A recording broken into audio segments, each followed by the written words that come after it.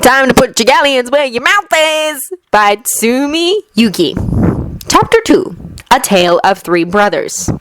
Harry was 8 years old now. This body, he reflected, was smoother than the first, flowing better with any and every movement he made. The face was pretty too, with the dark grey eyes and black hair that fell in an almost messy wave. Their Uncle Alfred had once joked that had it not been for the wave, he'd have mistaken his face for a potter. Well, Burga hadn't been impressed with the implication there. Though, like every body he had, it seems like he was to remain forever short, having never grown more than 5'9" at the best. Currently, it was 8 o'clock at night, October 31st. Both Walburga and Orion had gone out to a party, a not-so-questionable activity for them, leaving the three of them in the tender care of Creature. Both Sirius and Regulus were currently sprawled out across his bed, 7 and 4 respectively. Sirius's birthday had passed in September, whilst Regulus's was fast approaching for January. Harry loved every moment of it. Throughout all the lives he'd been reborn, not once had he been gifted any siblings. Now he had 2, both of whom he planned to protect and cherish above all others. With his magic, he'd made Sirius a huge Padfoot-shaped hat, which enchanted all of his senses when worn. While Burga had commented once again on his impressive magic, though thought the idea hideous. But Orion had laughed. He was working on a small fox head for Regulus, while he himself had that of a demiguise, his animagus form. However, today Harry had made Sirius leave the hat in his room, which had led to the middle child sprawled out across the bed and taking up as much room as possible. Regulus was sat with his legs curled up to his chest, not half hanging off the bed like Sirius. Harry smiled again, snatching up a cone of card and fixing it around the light fittings. Instantly, the lighting in the room changed, leading it to look more like an artificial sunset was setting in the north. With a set of carefully placed books, Harry had a scene placed upon the southern wall of his room, Sirius sitting up in interest. "What are you doing, Rise?"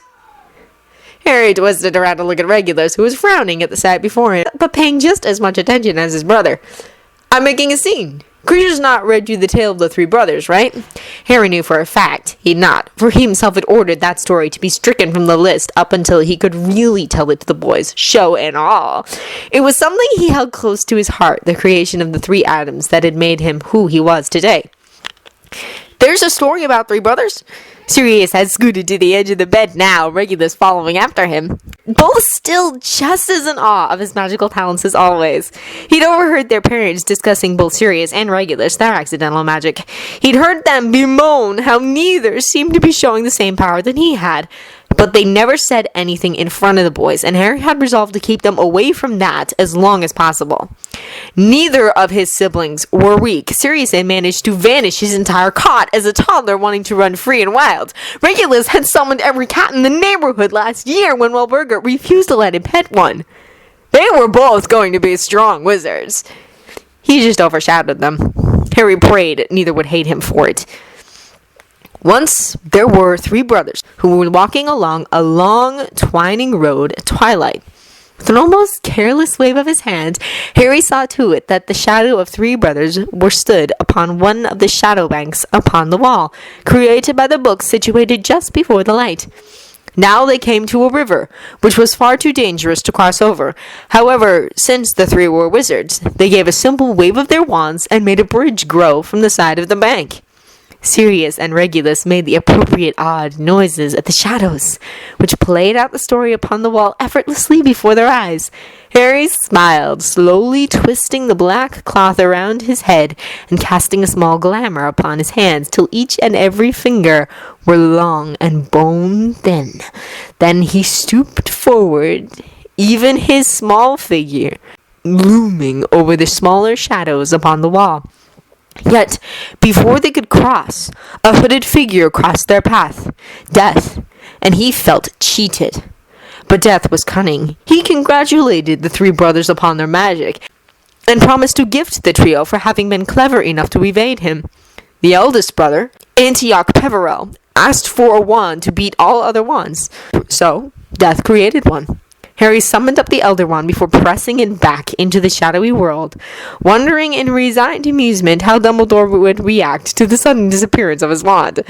The second brother, Cadmus Peverell, wished to show he'd bested death even more so than his elder brother, so asked for the power to recall loved ones who'd passed on. Once again, Harry summoned the stone, only the stone, and leaving the ring horcrux in the shack it was housed, before he pressed that too into the shadow world upon his wall. Made from the stone plucked out of the depths of the river, Death handed the stone over before turning to the third brother, the youngest, Ignotus Peverell, asked for the power to leave their meeting and to never be followed by Death again, to which he was given a cloak of Death's own. And the cloak joined the last of the hallows in the wall, held up by the trio of Peverell brothers. The two younger Blacks were absorbed in the tale, eyes wide, and sat right on the edge of the bed. Harry smiled, and then continued his tale. The elder brother went on to kill a man he had fought with, bragging of the wand he'd been gifted. He was slain that night, killed for the hallow, and so Death claimed the life of the first brother. Harry let the shadow of the oldest brother fade from the wall, leaving but the wand upon the wall, Death still hovering over the other two. Regulus let out a small squeak, huddling closer to Sirius's side. Luckily enough, the older boy seemed too focused on the story to ridicule the youngest Black. The second brother returned home, summoning up the girl he'd once wished to marry before her sudden death, and she appeared. Yet she grew sad, for she did not belong in the wizarding world.